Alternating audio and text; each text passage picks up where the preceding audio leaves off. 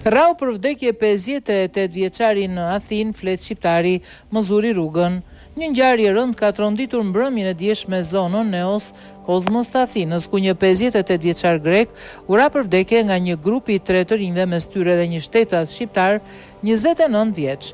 Sipas hetimeve të policisë greke, shqiptari i arrestuar ka rrëfyer se konflikti nisi pasi viktima i kishte zënë rrugën.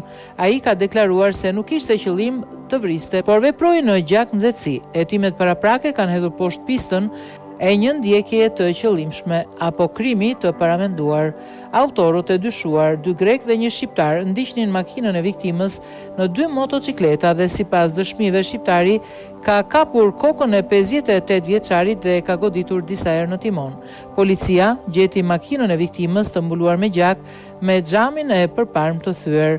Përveç 3 të rinjve u arrestua edhe babai i njëri prej tyre pasi u përpoq të fshinte motocikletën e të birit gjatë një kontrolli në shtëpi.